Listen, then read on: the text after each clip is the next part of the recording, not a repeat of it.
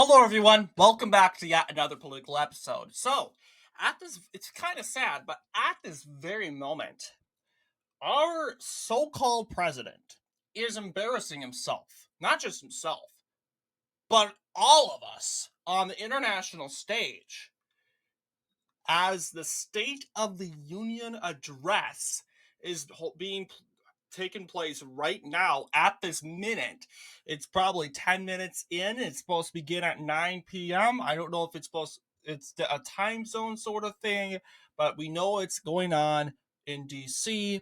But I'm saying, okay, as of right now, it's saying it's live 6 minutes ago. So I'm going to legitimately say, yes, the State of the Union address is going on right now. Why watch it? Why are we watching this thing? It's sad because we have seen Joe Biden deliver his union address from 2021 to 2024. And it's a sad timeline of his decline. You can see a total difference after this.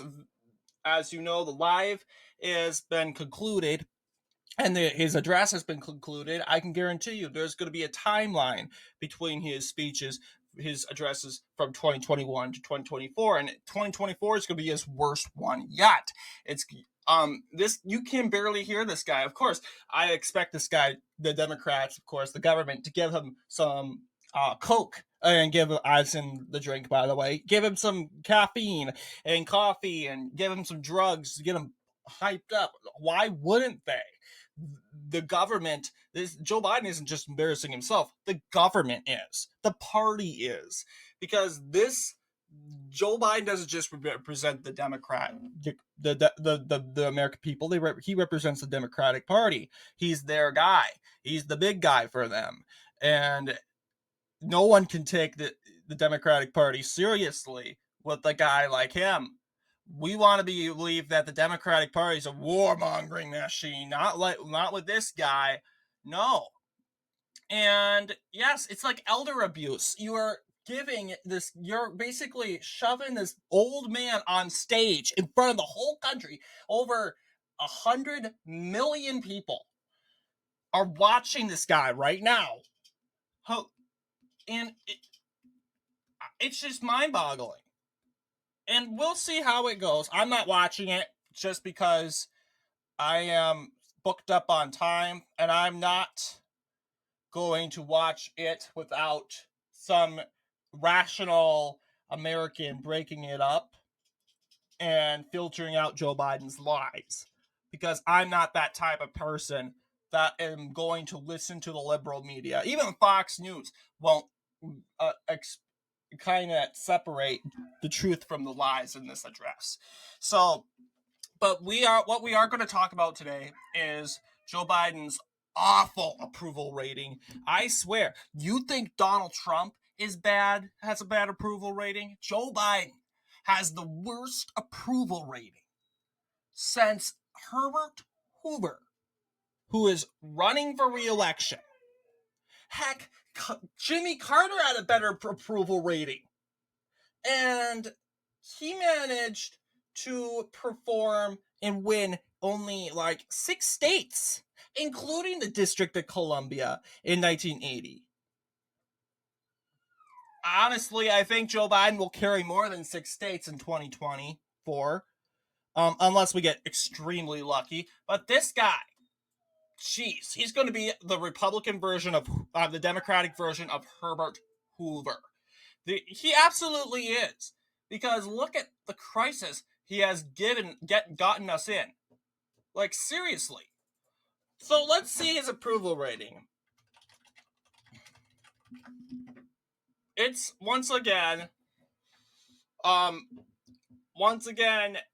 more lower. It's record low approval rating. So it says here, Fox News article saying RNC social media blitz targets Biden's low approval rating, age concerns ahead of the State of the Union address. And they're true. It's true. Numbers don't lie. And the Democrats, they go, polls are wrong. Polls.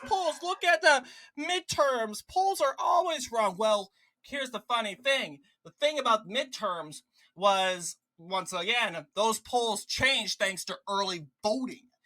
but having not one poll show Joe Biden above water since since August of 2021, I have a feeling Americans are going to reject Joe Biden, because why would they basically give Biden the popular vote? That's basically giving him an approval poll. Seriously, that's giving him an approval. You're doing a good job, Joe. You're reelected. This would be historical and hysterical. Like, seriously. And let's take a look at the current polls. Not looking good for Joe Biden.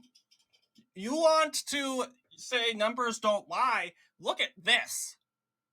Yeah, it's been like this for a long time. Now, I am obviously biased for the right. I'm a conservative, and I favor this polling. However, if I was extraordinarily biased, I would probably flip Minnesota, Virginia, and possibly, I'm not sure about Maine, but I would probably flip those too. But unfortunately, we have to be honest here and realistic. Joe Biden has won all 4 polls in every poll that's been taken. So, unfortunately for us, same deal with Virginia. Joe Biden has won every poll except for a Virginia poll, which Trump had legitimately tied him in the state of Virginia. I would still have to give that to him. But yes, it's not looking good for Joe Biden. Not at all. And a vast majority of the country agrees. Heck, take a look at the pro-Palestinian movement. If you want Joe Biden to win, and I honestly don't know why you wouldn't, because what has Joe Biden given you that's making your life good right now? Think about it. And then you say, oh, it's not about my life. It's about people in Ukraine. It's about people in Gaza. Well, think about it. If Joe Biden wasn't president, Ukraine would have never been invaded, because Putin is scared of Trump. He's scared of Trump. And Iran is scared of Trump. They didn't even dare attack us under Trump. I mean, they did attack us after we attacked them. They retaliated. But never have they ever instigated a fight against us. We went there and said, hey, we don't like what you're doing. What you're doing is not democratic. It's, as you know, inhumane. We are going to stop you. All right? And being firm like that, and Trump's foreign policies, for the very first time, there was no military, as you know, military conflict. Looking back, we have we know what Biden started, right? We don't need to know that. Obama had the Libya conflict. Bush, Iraq. Clinton, as you know, Haiti, along with the Yugoslavia. President H.W. Bush, Iraq and Panama. Reagan did Grenada. And then came Carter, the Iran hostage crisis. And then along with Ford and his disastrous Saigon withdrawal. Richard Nixon's, as you know, he advocated for the withdrawal of troops from Vietnam, but guess what? Under his administration, we had the bombings of Cambodia and Laos. Once again, expanding the neocon wave into other countries in Southeast Asia. And then we have Kennedy. He goes and does Cuba. And then and once again, I don't mind Kennedy, but I'm not going to get into my politics with Kennedy. I enjoy Kennedy's anti-war perspective, but I'm also a critic of the Cuban invasion. It was poorly funded, and honestly, it could have been done better. So yeah, just putting an exclaimer. So every president had a foreign military since Eisenhower. So yeah, and realistically, Trump is the first president since Eisenhower to have not ran into a foreign dispute. Yes, you had Iran with along with the said dispute with the killing of Soleimani. But this is the first time Trump did not send troops when Iran retaliated. That said, Trump is the first president not to send in troops deploy troops into against any country. He sent troops into Syria and Iraq, but he didn't get us into a war. Looking at all the former presidents, like all the presidents I listed and the major conflicts that they were involved in, yeah, no wonder. And now you're saying Trump is going to start World War III. Are you kidding me? You know you're wrong. And you know you're saying this because you cannot handle the truth and your emotions are taking you over. You are coping. This is a coping fit. And the Democrats, they go around and they try to indict Trump over little things. They go and dig in the ground to try every little thing they can try to indict Trump. They don't even bother getting rid of Bob Menendez, Hillary Clinton, and all these politicians in the Democratic Party that have been indicted or have any sort of scandal and that should be indicted, by the way. They don't care. They should drain their own swamp. Instead, they want to drain our swamp, and we're saying our swamp, you know what? It's not perfect, but we give second chances.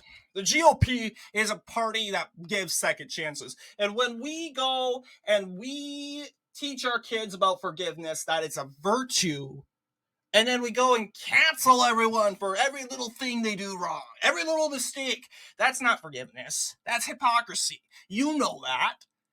And our kids are watching it. And our kids, they're getting smarter. And if you think they're not, and if you think they're not going to call you out for your lies, you must think they're stupid. And that's a huge insult to the American people itself. Not just our kids, but Americans.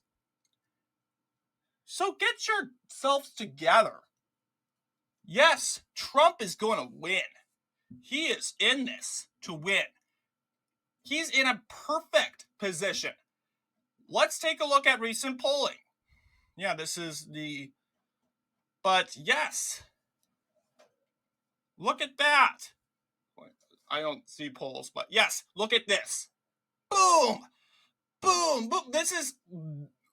It's March, first couple weeks of March. This is Trump's best. He's polling great. So let's not deny the reality, and it's okay if Democrats think Biden's going to win. Let them think that Biden's going to win. It's fine because, you know what? That incompetent thinking is going to make them lose like they did in 2016. Trump can't win. Oh, no, Trump. No one likes Trump. Hillary, first woman president. And then guess what? We get into this pathetic, embarrassing defeat. And here's the funny thing. Democrats get the popular vote, and they fail to win the Electoral College. It's notorious. It's happened 5 times, and we've busted in that. 5 elections where Democrats ultimately got embarrassed, and 2016 is one of them. So they can cope on that, and they still are. They are mad that they don't have their female president, and that they aren't making history right now. And to be honest, who cares about gender and race? It's virtue signaling, it's gaslighting, and all I want is a good president that actually listens to the American people, not their ego. So, yeah, and does not victimize themselves like Barack Obama and Hillary Clinton. And campaign on this bogus because they're a minority group. Oh my gosh. Who wants to go out and vote for? No one's supposed to be sympathetic for you because you're going and showing people that I'm the biggest victim. There are other victims in the United States that have actual victims. And you're supposedly saying I'm more victim than you? It's a challenge. It's a game. Who's the biggest victim? And that's what it is in the Democratic Party. It's a challenge. It's king of the hill. And being a victim is a positive thing. You want to be the best victim. You want to be the most victim of victims. And supposedly, with being the biggest victim, you get more pampered. You get more sympathy. And now I'm not talking down to people that are actual victims, like rape and sexual assault. Those are victims, actual victims. And I cannot imagine the pain they are going through right now. Those are victims. So let's not redefine victims, because it's really disrespectful to those who are victims, honestly. So that's all I have to say. Biden's blundering address, and along with his current polling situation, his approval rating, he doesn't stand a chance. And why would people vote for a dying guy? This guy's dying, guys. This guy's going to end up with Jimmy Carter. I don't think they're going to end up in the same hospice facility, but they're going to be together soon. And nursing, I mean, I don't think Biden's going to be in a hospice, but he's going to be in a people are going to be taking care of him. That's for sure. Biden's supposed to be taking care of us. We shouldn't be taking care of him. That's how it should be going. And it turns out we have White House staff literally strolling Biden in a stroller. We don't need that type of guy. Trump's the guy we chose. He's the nominee. And he's going to serve his 4 years. Accept it. And if you don't like it, too bad. Get it over with. That's how I would look at it if I'm a Trump hater. And luckily I'm not, because Trump haters, they cope so much. And they really they make their lives so miserable over nothing. And it's like, okay, this proves how strong Trump is and how weak you really are. Because you're so weak and so sensitive and so fragile. You cannot listen to this guy, a word out of this guy's mouth. This is how, and you think you're a strong and capable person? No! How are we supposed to believe that? It doesn't work that way. So, yeah, that's all I have to say. I went over time, but yes, I had some important advice once again, because I've been getting some comments, and I'm fine with that. There's always going to be trolls on this channel that will say Biden's going to win, but I laugh my head off, because, like, this isn't 2020 at all, because once again, Trump was the president, and everything that was going on at the time was Trump's fault, right? And that's what the media painted it, and everyone believed it. Now, Biden's the president. A lot of worse stuff is going on, and everyone's pointing at Biden. Biden has lost supporters, including Palestinian Muslim supporters, minority groups. He needs those people to win. He needs those people in order to win, and they are committed not to vote for him. So let's look at the reality. Surrender to the facts and stop listening to the delusion. Anyway, I could go on and on, but anyway, I want to thank you all for listening to my State of the Year address. It's looking pretty well for the Republican Party. I don't know about you guys, but let me know what you guys think. I'll see you guys in the next political episode.